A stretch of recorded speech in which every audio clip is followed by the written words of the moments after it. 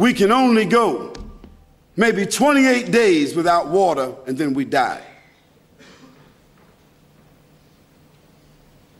That you and I, if we are put in a room and we are fed and giving water and everything of support, but no one to talk to, we will go crazy and we will die. Because we're social beings. And without somebody to communicate with, we will go crazy and die from depression. Think about the anatomy of the human body and its complicated systems that are necessary for its functioning. Think about the kidneys. Think about the brain. Think about the tongue. How is it that a person catches a stroke, and when they catch a stroke, they lose the ability to taste? How much would they pay? How much would they pay just to be able to taste an apple?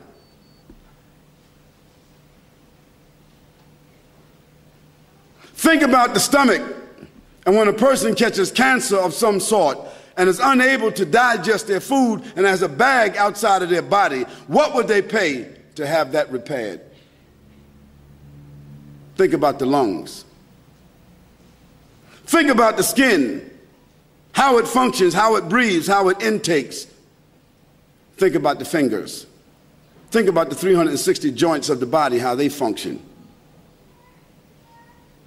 Just think about all the different functions and phenomena of the human body that man is still discovering, and if he has to investigate, research, and discover, certainly he did not create himself. Isn't it clear? Think about the discoveries of forensic science, genetic research, laser technology, quantum physics, atomic and nuclear energy, fiber optics, global telecommunications, and medical research, and still man lives like an animal. Man has not come up with a formula to be able to deal harmoniously with other human beings and to resolve differences without slaughtering the rest of his human beings. Man still hasn't come up with that ability.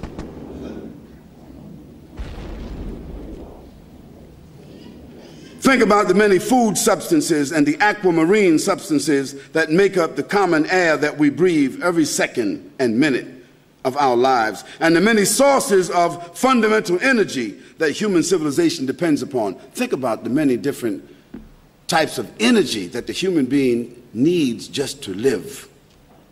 Tell me, how is all of this possible without a power and an intelligence outside of the universe and the human phenomena? At this point, I'd like my brother to recite a few verses from the Quran. And I just want you to be patient, because when we give a proof from the Quran, we want you to hear the medicine. Now, you won't know what he's saying right away because it's in Arabic. But out of respect for the revelation, I want him to recite it. Then I'm going to translate it for you because it's relative to my topic. أعوذ بالله من الشيطان الرجيم بسم الله الرحمن الرحيم وآية لهم الأرض الميتة أحييناها وأخرجنا منها حبا فمنه يأكلون وجعلنا فيها جنات من نخيل وأعناب وفجرنا فيها من العيون ليأكلوا من ثمره وما عملته أيديهم أفلا يشكرون سبحان الذي خلق الأزواج كلها مما تنبت الأرض ومن أنفسهم ومما لا يعلمون وآية لهم الليل نسلخ منه النهار فإذا هم مظلمون والشمس تجري لمستقر لها ذلك تقدير العزيز العليم والقمر قدرناه منازل حتى عاد كالعرجون القديم لا الشمس ينبغي لها أن تدرك القمر ولا الليل سابق النهار وكل في فلك يسبحون. I want to remind you or tell you that this revelation, the Quran, was revealed 1424 years ago to an illiterate. That means a man who had no schooling, a man born in the desert, an Arab, chosen by Almighty God to receive a revelation, a man like Jesus, a man like John the Baptist, a man like Zechariah, a man like Isaac, a man like Ismail, a man like Moses, a man like Abraham, a man like Noah, a man like Adam, alayhi salam, peace and blessing be upon him, a man, a messenger, and a prophet. Now this Quran that he recited is recited by 1.4 billion people in the world and memorized from cover to cover, 6,626 verses, by literally millions of Muslims. Not a few, but millions. And it is the ambition of every Muslim to have a son or a daughter in their life that memorizes this entire book. So it's not a phenomenon, except that this book was memorized and preserved in the life of the one that received it from God. And in his lifetime, it was memorized and it was retained and never changed and intact until now. Look what it says. I gave you some statistics, and the basis of it was from the Quran. The Quran says, and a sign for them is the dead earth. It is brought back to life, and then from it springs fruits and grains of all kinds which they eat.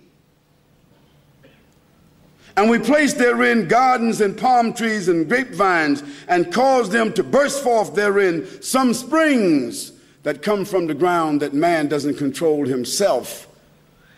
And there he creates his industry. That they may eat of the fruit created by God, and their hands have not produced it at all. So will they be grateful? Exalted is he who created all life in pairs. So the Quran establishes that everything in life has been created in pairs, whether plants, whether animals, whether insects, whether fish or bacteria. Has science ratified that everything in life has been created in pairs? Yes, the Quran said that 1,424 years ago. And of course, the Prophet Muhammad, peace and blessing be upon him, he wasn't a botanist. He wasn't a geologist.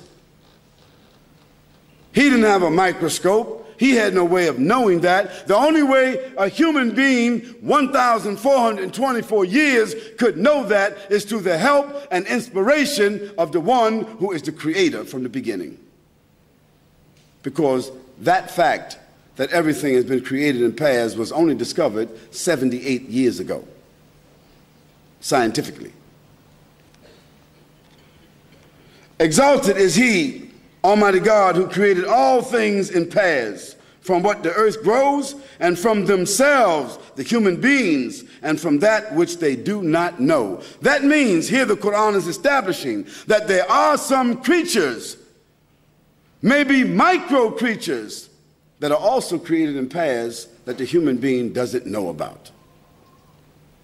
And a sign for them is the night that we extract from the light of the day. Now this is the phenomena itself that we have now discovered from going outer space. When we go out in space, we realize that the day is extracted from the night, not the night from the day. We realize that night is first and day is second, although we say day-night. We realize now that time is really inverted, but you have to go out in space to be able to see it. That's why in Australia, we are sitting here at 9:30 in the evening, isn't it? In London, it is now 10:30 in the morning, but yesterday. And in America, it's 5:30 in the morning, yesterday. But we just discovered that dimension of time recently, didn't we? We didn't know that before, but the Quran establishes that, because listen to this. And the sun runs its own course towards its stopping point, and that is the determination of the exalted in might, the knowing. And the moon we have determined for it phases until it returns, appearing like a date stalk. Now think about it. Here the Quran has established that the sun runs its course along with its other bodies which carries it. What bodies does the sun carry with it? It's 9 planets, is that correct? Based upon the movement of the sun and the planets around it, we establish what? Time, isn't it? And based upon the movement of the moon around the earth, we establish what? Another set of time. Now, how did the Quran establish this 1,424 years ago, while the Prophet Muhammad, peace and blessing be upon him, he didn't have any telescope? He didn't know that. He could only have known that through the aid and the assistance of revelation or inspiration from the one who created. The Quran says it is not allowed. Listen to this. La shamsu yanbaghi laha an tudrika al-qamar wa la al-layli sabiqu an-nahar wa fi falaqin yasbahun wa kullun fi falaqin yasbahun.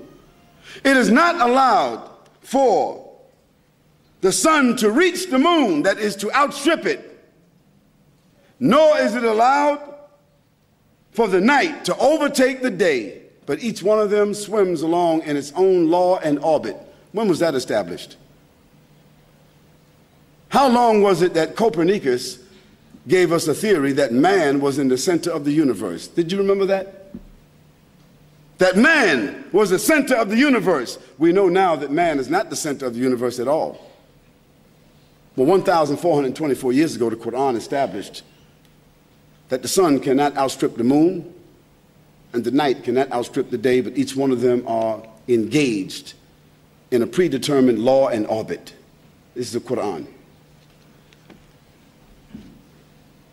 Dear brothers and sisters, all of this is to establish in your minds, all of this dialogue, all of this evidence, all of this proof is to clearly establish in everybody's mind here that you and I, nor all of us together, nor all the human beings in other places throughout the earth, none of us individually, endowed or unendowed, intelligent or unintelligent, educated or otherwise, rich or poor, black or white, male or female, none of us are benefactors. Who's the benefactor? Who's the benefactor? God, the Almighty, the Creator, your Lord, my Lord. This was established by those prophets and messengers, those extraordinary human beings that I spoke about a few moments ago. That was already established. I didn't need to come here and establish that. I just need to come here and remind you of that. Now, those extraordinary human beings were the ones that came to tell other human beings who thought at that time that they were somewhat sophisticated. Isn't that, this is unique about humans. At every age,